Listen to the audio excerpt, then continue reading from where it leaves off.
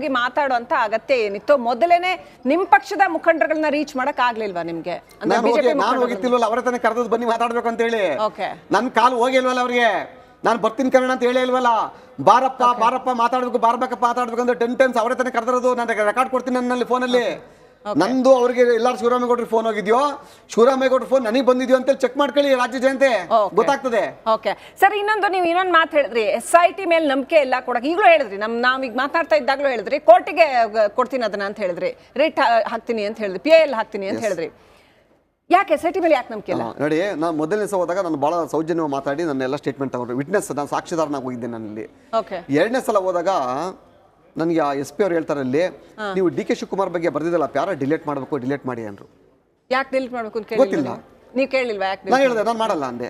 Okay, ಅದು ನಿಮ್ಮ ಸಮ್ಮುಖದಲ್ಲೇ ಮಾಡಬೇಕಾದ್ ನಾವು ಅಂತ ಅಂದ್ರು. ಯಾಕಂದ್ರೆ ವಿಡಿಯೋ ರೆಕಾರ್ಡ್ ಆಗ್ತದೆ ಅದು. ಸೊ DK ಶಿವಕುಮಾರ್ ಬಗ್ಗೆ ಬರ್ದಿರೋ ಪ್ಯಾರಾಗ್ರಾಫ್ ನ ಡಿಲೀಟ್ ಮಾಡಿ ಅಂತ SIT ಅಧಿಕಾರಿ ಒಬ್ರು ನಿಮ್ಗೆ ಹೇಳ್ತಾರೆ. SP ಅವ್ರು ಹೇಳಿದ ಮಾತಿದು.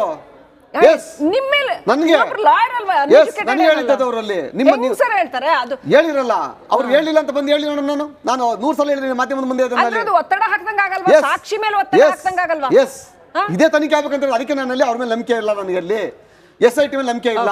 ಹಾಗಾಗಿ ಇದನ್ನ ನ್ಯಾಯಾಂಗ ತನಿಖೆ ಕೊಡಿ. ಯಾರು ಸರ್ ಅಧಿಕಾರಿ? ಯಾರದ್ದು ಆತರ ನಿಮ್ಮ ಮೇಲೆ ಒತ್ತಡ ಹಾಕಿದ್ದು? ತಪ್ಪಲ್ವಾ? ಅದು ಡೈರೆಕ್ಷನ್ ಆಫ್ ಡ್ಯೂಟಿ ಆಗಲ್ವಾ? ಸಮಥಿಂಗ್ ಸುಮಂಡಿ ಪಾಲೇಕರ್ ಸಮಥಿಂಗ್ ಏನೋ ನೇಮ್ ಇದೆ ಅವ್ರದ್ದು. ಅಂದ್ರೆ ನನಗೆ ಯಾರು ವಿಚಾರಣೆ ಮಾಡಿದ್ದಾರೆ ಆ ಅಧಿಕಾರಿ ಸುಮಂಡಿ ಪಾಲೇಕರ್ ಏನೋ ಇದೆ, ನೇಮ್ ಇದೆ ಅದು. ಸೊ ಹಾಗಾಗಿ ನಾನು ಅವ್ರು ಏನು ಕೇಳಿದ್ರು ನಾನು ಇನ್ನ ಕೊಡಲ್ಲ ಅವ್ರಿಗೆ, SITಗೆ. ನನಗೆ ಯಾವಾಗ ಅವರು ಸ್ಪೆಸಿಫಿಕ್ ಆಗಿ ಆ ಪ್ಯಾರ ಡಿಲೀಟ್ ಮಾಡಿ ಅಂತ ಹೇಳಿದ್ರು, ನನಗೆ ಸ್ಪಷ್ಟವಾಗಿ ಗೊತ್ತಾಯ್ತು ಇದು ಕಾಂಗ್ರೆಸ್ನವರ ಬಲವಾದ ಕೈವಾಡ ಇದೆ ಅಂತ ಹೇಳಿ. ಆಗ ನಾನು ಎಲ್ಲೂ ಹೋಗ್ಲಿಲ್ಲ, ಮಾಧ್ಯಮ ಮುಂದೆ ಬಂದು ನಿಂತ್ಕೊಂಡೆ ನಾನು. ಸೊ ಅವಾಗ ನಿಮಗೆ SIT ಬಗ್ಗೆ ನಂಬಿಕೆ ಹೋಯ್ತು? ಹೋಯ್ತು. ಅವತ್ತೇ ನಡಿ ಈಗ ಶುರು ಮಾಡೋಣ. ಕೇಸರಿಯಿಂದ ಮನೋಲ್ಲಾಸ ಮನಸ್ಸು ಮತ್ತೇರಿ ಕುಣಿದಾಡಿದೆ ನೋಡು, ಮನಸ್ಸು ಮತ್ತೇರಿ ಕುಣಿದಾಡಿದೆ ನೋಡು.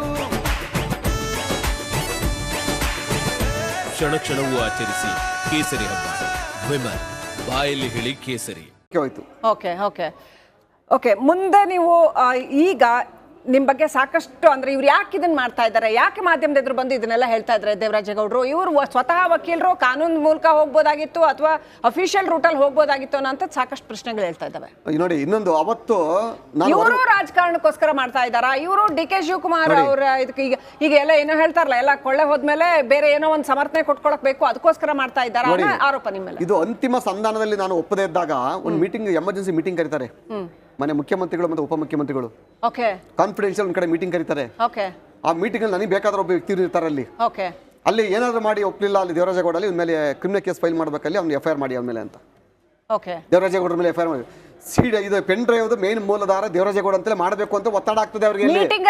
ಆ ಮೀಟಿಂಗ್ ಅಲ್ಲಿ ರಾಷ್ಟ್ರ ಸಭೆಯಲ್ಲಿ ಮೇಲಧಿಕಾರಿಗಳು ಕರ್ಸ್ಕೊಂಡಲ್ಲಿ ಅವರಲ್ಲಿ ಅವ್ರಿಗೆ ಒಂದು ಡೈರೆಕ್ಷನ್ ಕೊಡ್ತಾರೆ. ಇವರು ಅಧಿಕಾರಿಗಳು ಡೈರೆಕ್ಷನ್ ಕೊಡ್ತಾರೆ. ಅಲ್ಲಿ ನಮ್ಮ ವಕೀಲ ಸಮೂಹ ಬಂದು ಕೊಡ್ತಿದ್ದಾರೆ, ಒಬ್ಬ ಕಕ್ಷಿದಾರ ನನ್ನ ಬಂದು ಏನಾದ್ರು ಕೊಟ್ಟರೆ ಮೆಟೀರಿಯಲ್ಸ್ ಕೊಟ್ಟರಲ್ಲಿ ಅದು ಗೌಪ್ಯತೆ ಕಾಪಾಡಬೇಕಾದ್ದು ನಮ್ಮ ವಕೀಲರ ವೃತ್ತಿ ಧರ್ಮ. ಅದು ನಮ್ಮ ಅಡ್ವೊಕೇಸಿ ಆಕ್ಟ್ ಅಲ್ಲಿ ಇದೆ, ನಮ್ಮ ಒಂದು ಕಾನೂನಲ್ಲಿ ಇದೆ. ಅಲ್ಲಿ ಇವ್ರು ನನ್ನನ್ನೇ ಆರೋಪಿ ಮಾಡ್ಬೇಕಂತ ಯಾವಾಗ ಹೊರಡ್ತಾರೋ ಆಗಲಿ ನನಗೆ ರಕ್ಷಣೆ ಇರೋದು ಯಾವ್ದು? ಈಗ ಅಲ್ಲಿ ಈ ಜನತೆಯ ಮುಂದೆ ಮಾಧ್ಯಮ ಜನಗಳಿಗೆ ಗೊತ್ತಾಗ್ಬೇಕಲ್ಲ. ಇದು ದೇವರಾಜೇಗೌಡ ನಾಳೆ ಬೆಳಿಗ್ಗೆ ಎಲ್ಲಿ ಮಾಡಿದ್ರು ನಿಮ್ಗಿರೋ ಮಾಹಿತಿ ಪ್ರಕಾರ ಹೇಳ್ಬಿಡಿ, ಜನಕ್ಕೆ ಹೇಳ್ಬಿಡಿ, ಜನ ನೋಡ್ತಾ ಇರ್ತಾರೆ.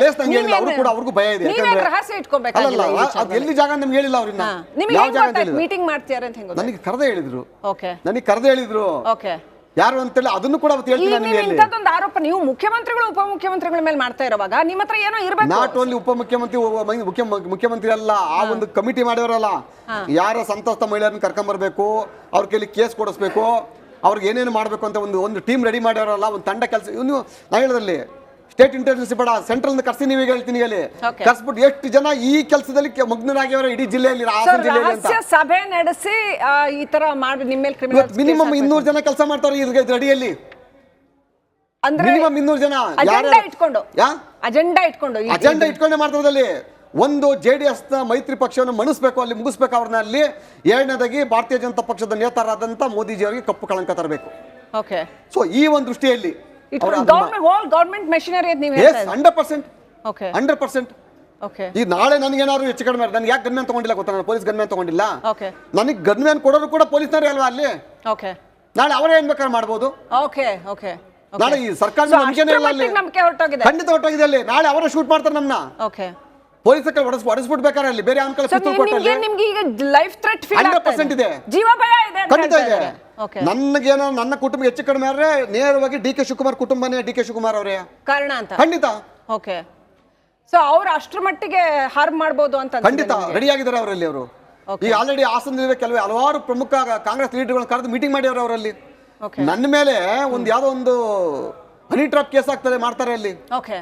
ನಾನು ಅವ್ರ ಮೇಲೆ ಕ್ರಿಮಿನಲ್ ಕೇಸ್ ಹಾಕ್ತೀನಿ. ನಾನು ಅಲ್ಲಿ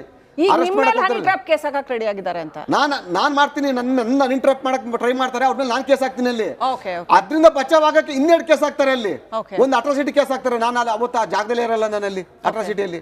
ಇನ್ನೊಂದು ಇದು ಸೆಕ್ಸ್ ಸ್ಕ್ಯಾಂಡ್ ಅಂದ್ರೆ ಒಂದು ಲೈಂಗಿಕ ಕಿರುಕುಳ ಕೇಸ್ ಹಾಕ್ತಾರೆ ಅಲ್ಲಿ. 354A ನನ್ನ ಮೇಲೆ ಹಾಕ್ತಾರೆ ಅಲ್ಲಿ. ನಾನು ಎಲ್ಲೋ ಕರ್ಕೊಂಡು ಮತ್ತೆ ಅವತ್ತು ಅವ್ರು ಏನ್ ಕೊಟ್ಟರು ಕಂಪ್ಲೇಂಟ್ ಅಲ್ಲಿ ನಾನು ಡೆಲ್ಲಿ ಸುಪ್ರೀಂ ಕೋರ್ಟ್ ಅಲ್ಲಿ. ಕೊನೆಯದಾಗಿ ನಂದು ಒಂದೇ ಒಂದು ಪ್ರಶ್ನೆ, ನಿಜವಾಗ್ಲೂ 2900 ಚಿಲ್ಲರೆ ವಿಡಿಯೋಗಳಿದಾವ? ಇಲ್ಲ. ನೀವು ಯಾವ ತನಿಖಾ ತಂಡದ ಕರ್ಕೊಂಡ್ ತೋರಿಸಿ ನೀವಲ್ಲಿ ಪ್ರಜ್ವಲ್ ರೇವಣ್ಣನವರ 2976 ವಿಡಿಯೋ ಹೇಳ್ತಾವ್ರಲ್ಲ ಅಲ್ಲಿ ಅಂತದೇನು ಇಲ್ಲ, ಯಾವ್ದು ಇಲ್ಲ ಅಲ್ಲಿ. ಎಷ್ಟಿದಾವೆ ಮತ್ತೆ? ನಾನು ಒಂದು 4 ನೋಡಿದ್ನಿ ಅಲ್ಲಿ. ಅಮ್ಮಮ್ಮ 25-30 ಇರ್ಬೋದೇನೋ ಅಂತ ನನ್ನ ಪ್ರಕಾರ ಅಷ್ಟೇ ಅಲ್ಲಿ. ಅವ್ನು ಹೇಳಿದ್ರೆ ಲೆಕ್ಕ ಅಲ್ಲಿ ಇದೇನಾಗಿದೆ ಅಂತ ಅಂದ್ರೆ ಫಿಕ್ಸ್ ರಿಪೀಟ್ ಆಗಿದ್ವಲ್ಲ 2296 ಕಂಟೆಂಟ್ಸ್ ನಂಬರ್ಗಳಿದ್ವಲ್ಲ ಅಲ್ಲಿ. ಅದನ್ನ ತಪ್ಪು ಅಂತ ಹೇಳ್ತೀರಾ? ನಾನು ಮನವಿ ಮಾಡೋದಂತಂದ್ರೆ ಮಹಿಳಾ ಆಯೋಗಕ್ಕೆ ದಯಮಾಡಿ ನಿಮ್ಮ 2900 ಚಿಲ್ಲರೆ ವಿಡಿಯೋ ಇದ್ರೆ ಈ ಒಂದು ಅಟ್ಲೀಸ್ಟ್ ತನಿಖಾ ತಂಡಕ್ಕೆ ಕೊಡಿ, ಇಲ್ಲ ಈ ರಾಜ್ಯ ಜನತೆ ಮುಂದೆ ಹೇಳಿ. ನೀವು ಹೆಸರು ಹೇಳ್ಬಿಡಿ. ಆ ವಿಡಿಯೋಗಳನ್ನ ಇಷ್ಟು ಜನ ಇದಾರೆ ಅಂತ ಹೇಳಿ ಅಟ್ಲೀಸ್ಟ್ ಅವರ ರಕ್ಷಣೆ ಆಗ್ಲಿ ಮೊದಲು. ನನ್ನ ಹೋರಾಟ ಇವಾಗಿರೋದೇ ಅಂತ ಅಂದ್ರೆ ಯಾರು ಲೈಂಗಿಕ ದೌರ್ಜನ್ಯಕ್ಕೆ ಒಳಗಾಗಿ ಇವತ್ತು ಮಾನ ಹರಾಜ್ ಆಯ್ತು ಇವತ್ತಲ್ಲಿ ಅವ್ರ ರಕ್ಷಣೆ ಮಾಡ್ಕೊಂಡು ನನ್ನ ಜವಾಬ್ದಾರಿ. ಈಗ ಇವತ್ತವರು ಕೂಡ ಆ ಹೆಣ್ಣು ಮಕ್ಕಳ ಶೀಲಾರಣ ಮಾಡ್ತಾರ, ಅವ್ರನ್ನ ಬಂಧಿಸಲೇ ಇಲ್ಲ. ಕೊನೆಯದಾಗಿ ಕಂಪ್ಲೇಂಟ್ ಕೊಟ್ಟರು 6 ಜನನೋ ಏನೋ ಇದಲ್ಲ, ಒಂದಷ್ಟು ಜನ ಸಂತ್ರಸ್ತೆಯರು ಅಂತ, ಅವ್ರನ್ನ ಎಲ್ಲೋ ಒಂದ್ ಕಡೆ ಕ್ಯಾಪ್ಟಿವೇಟ್ ಮಾಡಿ ಅವ್ರನ್ನ ಇದ್ ಮಾಡ್ತಿದ್ದಾರೆ ಅಂತ ಹೇಳಿ ಎಲ್ಲವರೆಗೆ ಬರ್ತದೆ ಈಗ ಅದು. ಹೌದಾ? ನಿಮ್ಗೆ ಖಂಡಿತ ಯಾರ್ಯಾರು ಎಷ್ಟು ದುಡ್ಡು ಕೊಟ್ಟವ್ರು ಇವರು ದುಡ್ಡು ಕೊಟ್ಟಿದ್ದಾರೆ. ಹೌದು, ಯಾರ್ಯಾರು ಎಷ್ಟು ದುಡ್ಡು ಒಂದು ಹೇಳಿದೆ ನಾನು ಮಾಧ್ಯಮದಲ್ಲಿ ಮಾತು ಕೇಳ್ತೀನಿ ಅಲ್ಲಿ. ಯಾರೊಬ್ಬ ಮೈಸೂರು ಲಕ್ಷ್ಮಣ ಅವ್ರು ಮಾತು ಹೇಳ್ತಾನೆ ಅಲ್ಲಿ. ಅವ್ರು ಮುಂಪ ದೇವರಾಜೇಗೌಡರನ್ನ, ಪ್ರೀತಮ್ ಗೌಡ್ರನ್ನ, ಯಾರು ಇನ್ನೊಬ್ರು ಆಮೇಲೆ ಇವರು ಯಾರು ಕುಮಾರಸ್ವಾಮಿ ಅವ್ರನ್ನ ಮುಂಪರ ಪರೀಕ್ಷೆ ಓಡಿಸ್ಬೇಕಂತ ನಾನು ಹೇಳ್ತೀನಿ ಅಲ್ಲಿ. ದಯಮಾಡಿ ಈ ರಾಜ್ಯ ಜನತೆ ಮುಂದೆ ಹೇಳ್ತೀನಿ ಅಲ್ಲಿ. ಡಿ ಕೆ ಶಿವಕುಮಾರ್ ಅವ್ರನ್ನ, ಡಿ ಕೆ ಸುರೇಶ್ ಅವ್ರನ್ನ, ಅಲ್ಲೊಂದು ತಂಡ ಇದೆಯಲ್ಲ ಆ ತಂಡದವ್ರನ್ನ, ಈ ಎಲ್ಲಾ ಶಿವರಾಮೇಗೌಡನ್ನ, ಇದೇ ವಳೇಶ್ವರ ಬಿಜೆಪಿ ಕಾಂಗ್ರೆಸ್ ಅಭ್ಯರ್ಥಿ ಆದಂತ ಶ್ರೇಯಸ್ ಪಟೇಲ್ ಅವ್ರನ್ನ, ಮೇನ್ ಕಾರ್ತಿಕ್ನ, ಅವನ ಜೊತೆ ಅಲಿಯ ಪುಟ್ಟಿ ಅಲಿಯಾಸ್ ಪುಟ್ಟರಾಜನ್ನ, ನನ್ನನ್ನು ಸೇರಿಸಿ, ಪ್ರೀತಮ್ ಗೌಡ್ರನ್ನ ಸೇರಿಸಿ, ಎಲ್ಲಾರು ಸೇರಿಸಿ ಮುಂಪರ ಪರೀಕ್ಷೆಗೆ ಹಾಕಿ ಅದನ್ನ ಲೈವ್ ಟೆಲಿಕಾಸ್ಟ್ ಮಾಡಬೇಕು ರಾಜ್ಯ ಜನತೆಗೆ. ಈಗ ಕೊನೆಯದಾಗಿ ನೀವು ಈಗ ಸಿಬಿಐ ತನಿಖೆ ಆಗ್ಬೇಕು ಅಂತ ಹೇಳ್ತೀರಾ? ಖಂಡಿತ ಆಗ್ಬೇಕಾದಲ್ಲಿ ನಿಮ್ಮ ಹತ್ರ ಇರೋ ಸಾಕ್ಷ್ಯ ಎಲ್ಲ ನಾನು ಒಂದು ಕಂಟೆಂಟ್ಸ್ ಕಂಪ್ಲೀಟ್ ಮಾಡ್ತೀನಿ ಅಲ್ಲಿ. ಇದು ಲೈವ್ ಟೆಲಿಕಾಸ್ಟ್ ಆಗ್ಬೇಕಲ್ಲಿ, ಅಲ್ಲಿ ಮುಂಪರ ಪರೀಕ್ಷೆ ಆಗ್ಬೇಕಲ್ಲಿ, ಸತ್ಯ ಅವ್ರಿಗೆ ಬರ್ಬೇಕಂತ ಅಂದ್ರೆ. ಇನ್ನೊಂದು ಹೇಳಿದಾರೆ ಬಹಳ ಗಂಭೀರವಾದಂತ ಆರೋಪನ ಮೈಸೂರು ಲಕ್ಷ್ಮಣ ಅವ್ರು ಹೇಳಿದಾರೆ ಅಲ್ಲಿ. ನಾನು ವರ್ಲ್ಡ್ ಯೂಸ್ ಮಾಡಬಾರ್ದಲ್ಲಿ ದೇವರಾಜೇಗೌಡರಿಗೆ ಆನ್ಲೈನ್ ಅಲ್ಲಿ ಎಷ್ಟು ಅಮೌಂಟ್ ಬಂತು ಅಂತ ನಾನು ಕೊಡ್ತೀನಿ ಮುಂದೆ ಸಾಕ್ಷಿನ, ಎಷ್ಟು ಕ್ಯಾಶ್ ಬಂದು ಕೊಡ್ತೀನಿ ಅನ್ನಂಗೆ ಅವ್ರಿಗೆ ಅಲ್ಲಿ. ನಾನು ಹೇಳ್ತೀನಿ ಮೈಸೂರು ಲಕ್ಷ್ಮಣ ಅವರೇ, ನಿಮ್ ಬಗ್ಗೆ ನಾನು ಒಂದು ಮಾತು ಹೇಳ್ತೀನಿ ಅಲ್ಲಿ. ನನ್ಗೆ ಆನ್ಲೈನ್ ನಲ್ಲಿ ನನಗೆ, ನನ್ನ ಕುಟುಂಬಕ್ಕೆ, ನನ್ನ ರಿಲೇಟಿವ್ಸ್ಗೆ ಯಾರಿಗಾದ್ರೂ ಕೂಡ 100 ರೂಪಾಯಿ ಆನ್ಲೈನ್ ಅಲ್ಲಿ ದುಡ್ಡು ಬಂದದ್ದು ಸಾಬೀತುಪಡಿಸಿದ್ರೆ ನಾನು ನೀವು ಹಾಕೋ ಮೆಟ್ಟಿನ ಹಾರವನ್ನು ಹಾಕೊಂಡು ಮೈಸೂರು ಅರಮನೆ ಮುಂದೆ ನಾನು ಪ್ರವಾಸ ಮಾಡ್ತೀನಿ. ಇಲ್ಲ ಕೊಡ್ತೀನಿ ನಿಮ್ಗೆ ಅಲ್ಲಿ, ಕೊಡ್ತೀನಿ ಅಲ್ಲಿ. ನೀವು ಸಾಬೀತುಪಡಿಸ್ತಿಲ್ಲ ಅಂತಂದ್ರೆ ನೀವೇ ಹಾಕೊಂಡು ಮೆರವಣಿಗೆ ಬರ್ತೀರಾ ಮೈಸೂರಲ್ಲಿ? ಇದು ಚಾಲೆಂಜ್ ಇದು. ರೈಟ್. ಥ್ಯಾಂಕ್ ಯು ದೇವರಾಜೇಗೌಡ್ರೆ. ನಿಮಗ್ ಗೊತ್ತಿರೋ ಅನೇಕ ವಿಚಾರಗಳನ್ನ ನೀವು ಮಾಧ್ಯಮದ ಎದುರು ಬಂದು ನಿರ್ಭಯವಾಗಿ ಹೇಳಿದ್ರಿ.